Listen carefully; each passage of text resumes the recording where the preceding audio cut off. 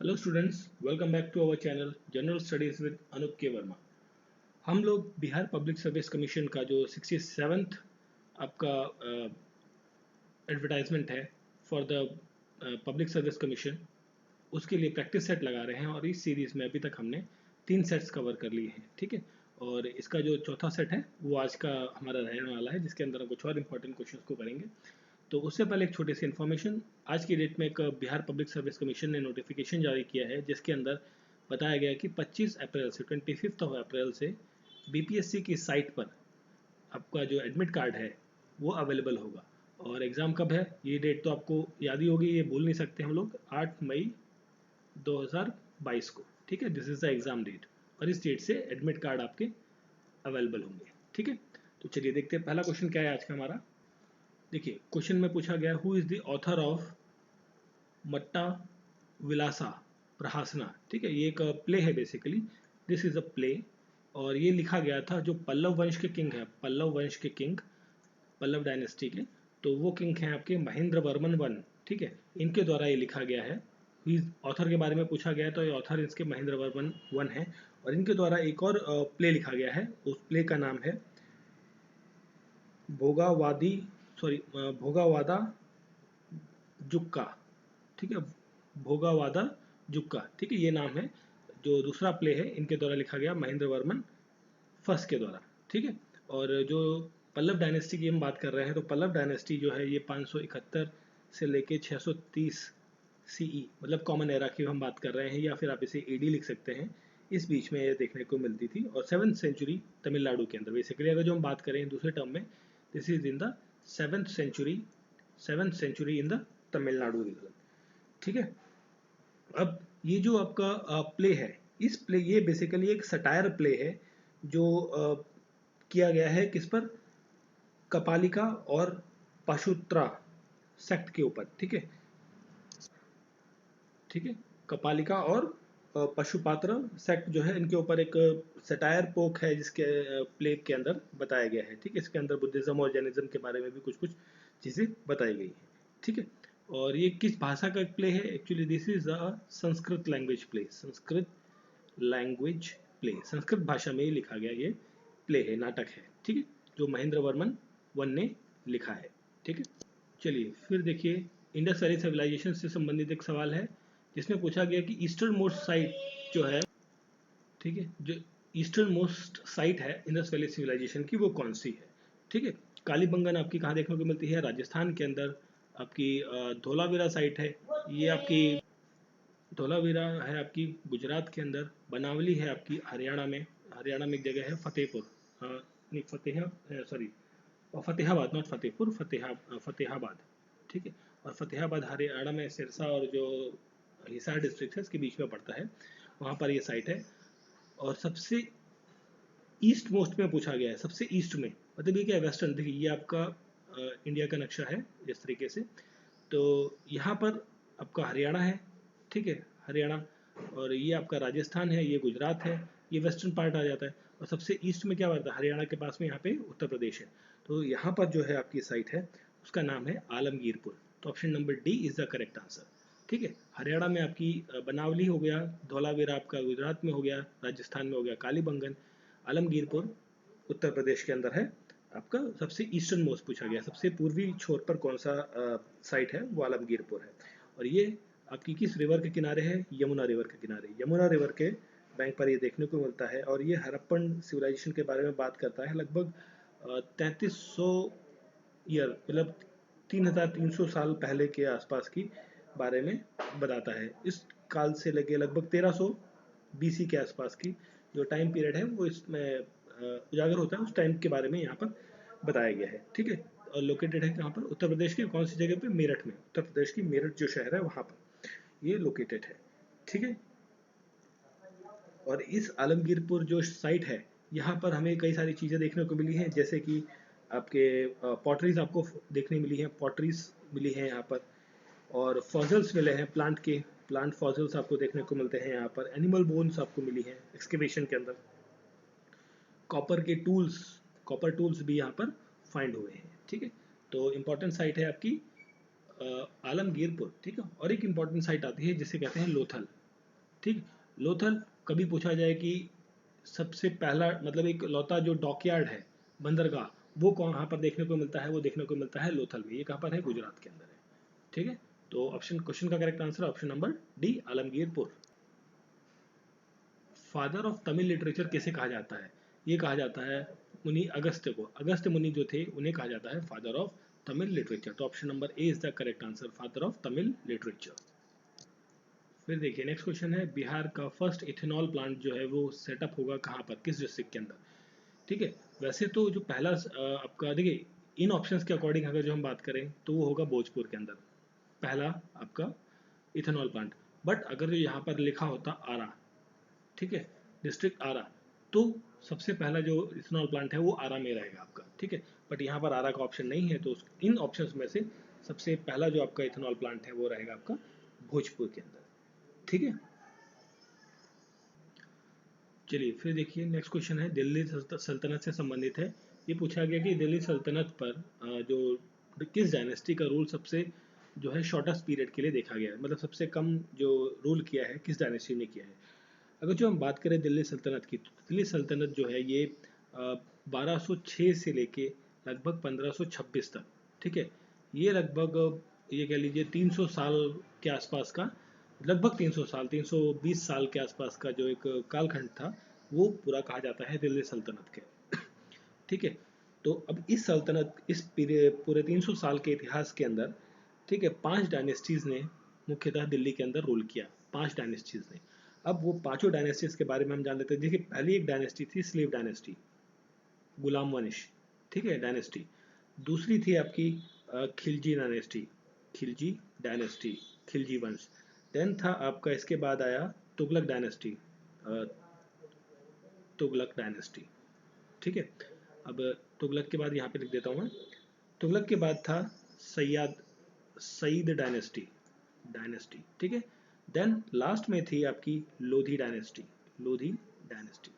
ठीक है, अब जो स्लेव डायनेस्टी थी ये कब से कब तक थी? 1206 से शुरू हुई और 1290 में इसका ख़त्म हो गया। इसके बाद जो है आपकी खिलजी डायनेस्टी आई, जो कि 1290 से शुरू हुई, 1320 तक चली। ठीक है, और फिर तुगलक डायनेस्टी आपकी 1320 से शुरू हुई और 1413 तक चली। सईद डायनेस्टी की हम बात करें तो सईद डायनेस्टी आपकी 1414 से लेके 1414 से लेके आपकी 51, मतलब 1451 तक, 1451 तक चली। लोधी वंश जो है आपका 1451 से शुरू हुआ, मतलब उस टाइम से लोधी वंश का राज चालू हुआ और चला ये कब तक? आपका 1526 तक, जब तक ये पूरा दिल्ली सल्तनत का कार्यकाल, कारखंड चला। ठीक है, अब देखिए ये जो आपकी लोधी डायनेस्टी है ये भी एक लंबा अरसा रही, लगभग 51 से लेकर 56 तक, मतलब 80 साल के आसपास का, 75 साल के आसपास का मोटा मोटा। ठीक है, 14 से 51 इसके आसपास भी रहा। ठीक है, सबसे इन सभी आंकड़ों में अगर जो हम बात करें, जो सबसे कम टाइम पीरियड के लिए रही वो रही यहाँ पर आपकी खिलजी डायनेस्टी। देखिए खिलजी डायनेस्टी कब 90 में आई और 20 में चली गई, मतलब 30 साल, बाकी सारी 30 साल से ऊपर है। तो क्वेश्चन का करेक्ट आंसर हो गया ऑप्शन नंबर डी। ठीक है, तो इस टाइप के भी क्वेश्चंस आते हैं कि कौन सी डायनेस्टी सबसे देखिए ये तो हमारा क्रोनोलॉजी हो गया कि सबसे पहले आपकी स्लेव डायनेस्टी, खिलजी, तुगलक, सईद और लोधी। ठीक है, बट कई बार ये पूछा जाता है कि भाई इसमें, जैसे इसमें पूछा गया कि क्रोनोलॉजी नहीं लगाना कि किसके बाद कौन आया है, ये बताना कि सबसे कम कौन रहा। भाई सबसे कम तो कोई सा भी रह सकता था ना, तो इसमें आपको ये पता होना चाहिए खिलजी डायनेस्टी सबसे कम समय तक रूल किया इसने। ठीक है, चलिए फिर आगे बढ़ते हैं। फिर देखिए ये एक इंपॉर्टेंट क्वेश्चन है, एक नाम है श्रेयसी सिंह, श्रेयसी सिंह। ठीक है, श्रेयसी सिंह ने एक डबल गोल्ड मेडल जीता है 64th नेशनल शूटिंग चैंपियनशिप, जो कि पटियाला के अंदर हुई थी। पटियाला कहाँ है आपका? पंजाब के अंदर। ठीक है, और ये एक एमएलए है, एमएलए मतलब मेंबर ऑफ लेजिस्लेटिव असेंबली, ठीक है, जिसे विधायक कहते हैं हम हिंदी में। ठीक है, ये विधायक हैं। तो ये किस कॉन्स्टिट्यूएंसी से विधायक है? ठीक है, ये पूछा गया है। तो इनकी कॉन्स्टिट्यूएंसी है जमुई। ठीक है, option number C is the correct answer, Jamui. Next है आपका कालराव बर्ड फेस्टिवल, जो जिसका सेकंड एडिशन आयोजित किया गया, उसके अंदर जो आयोजित किया गया, किस डिस्ट्रिक्ट में आयोजित किया गया? बिहार में, जनवरी में 2022 के अंदर ये आयोजित किया गया था। तो ये बिहार के किस जिले में आयोजित किया गया, ये पूछा गया है। कालराव बर्ड फेस्टिवल ये आयोजित किया गया था आपका भागलपुर में। ठीक है, भागलपुर जो आपका भागलपुर जो है ये ईस्ट ऑफ बिहार में, ईस्ट ऑफ बिहार के अंदर आता है। बिहार का ईस्ट वाला डिस्ट्रिक्ट है जो आपका बॉर्डर शेयर करता है किसके साथ में, वेस्ट बंगाल के साथ में। ठीक है, चलिए फिर आगे बढ़ते हैं। Bihar became the first state in India to launch smart card. भाई बिहार जो है वो स्मार्ट कार्ड लॉन्च कर रहा है, पहला स्टेट बना है। कौन सा वाला स्मार्ट कार्ड, किसके लिए, लैंड रिकॉर्ड के लिए स्मार्ट कार्ड लॉन्च कर रहा है कि ब्लड डोनेशन, इलेक्ट्रॉनिक वोटर या पंचायती सब्सिडीज के लिए?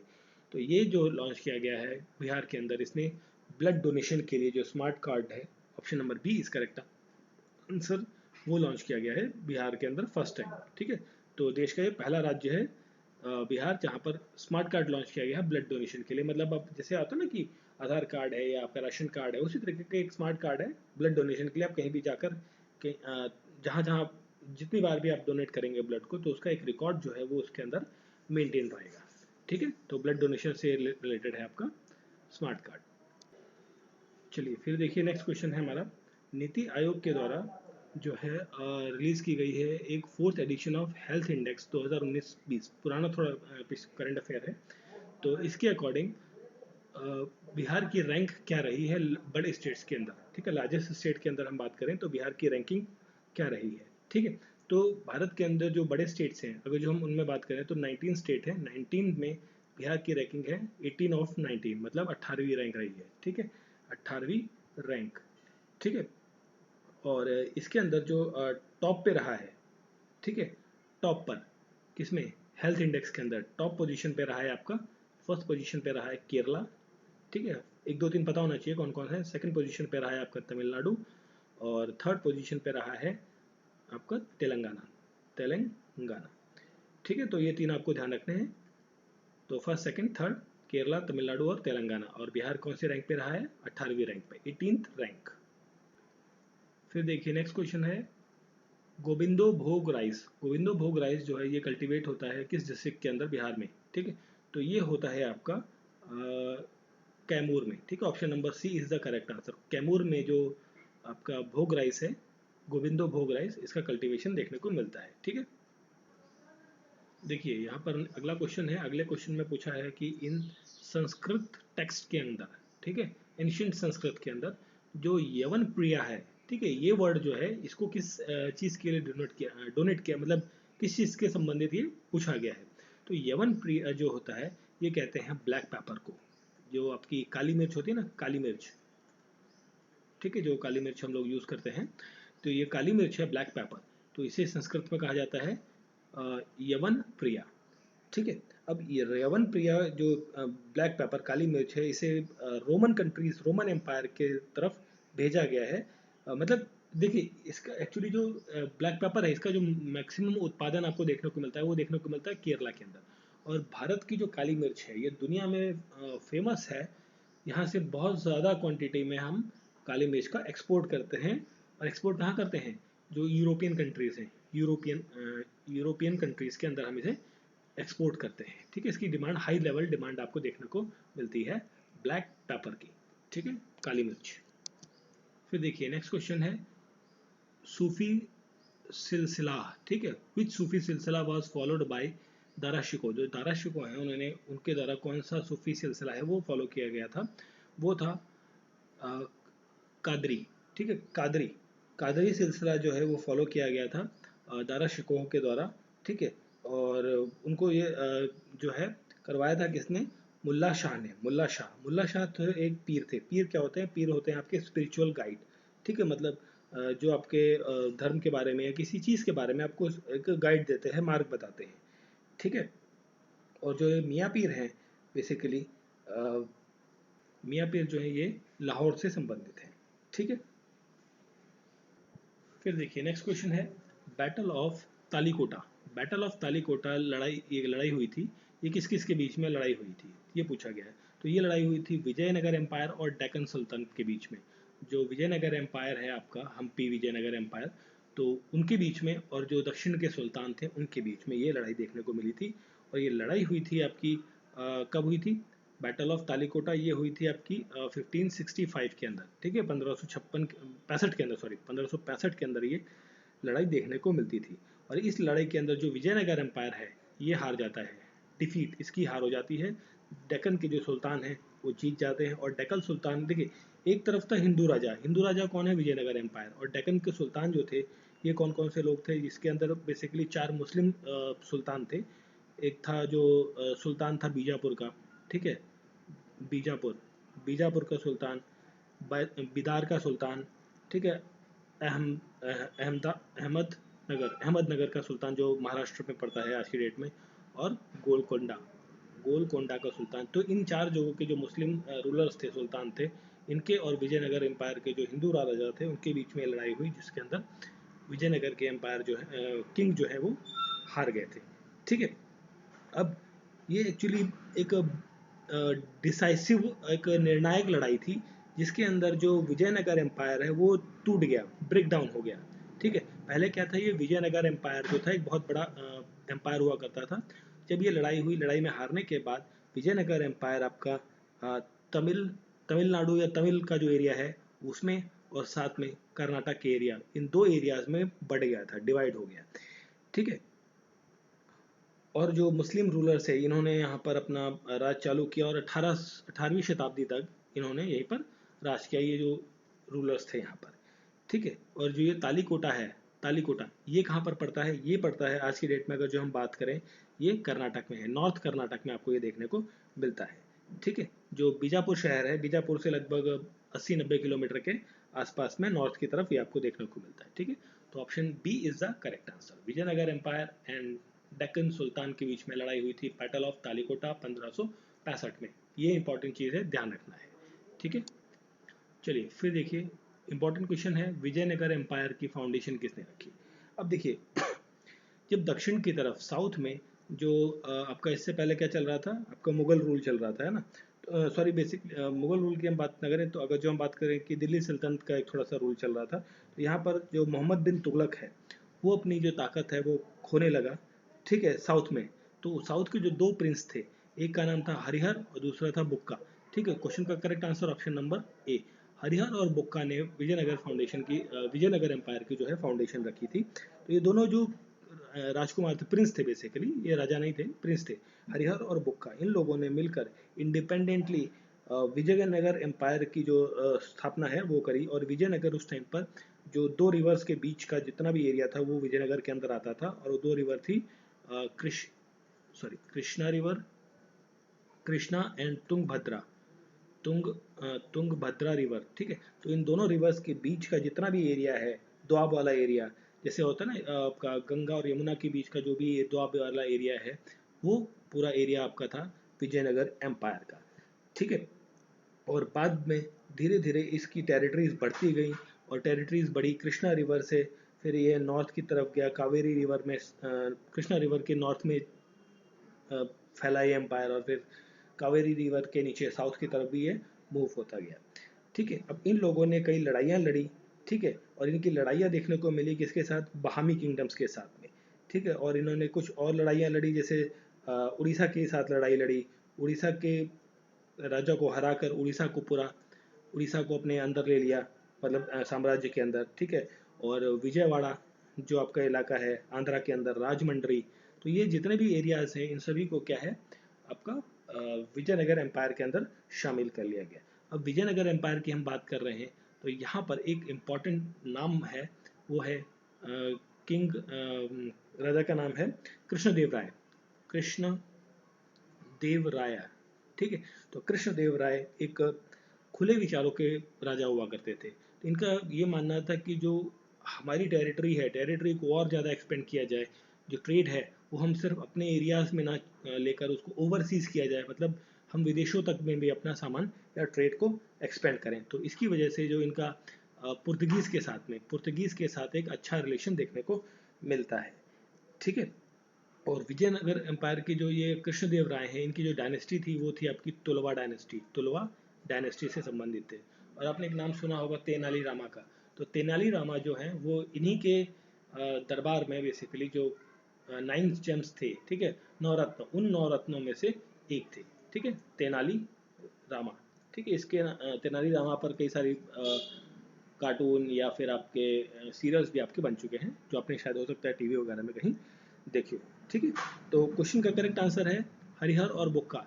इन्होंने विजयनगर एम्पायर की जो स्थापना करी। देखिए ये तो कर ली, अभी कब करी थी ये भी इम्पोर्टेंट है।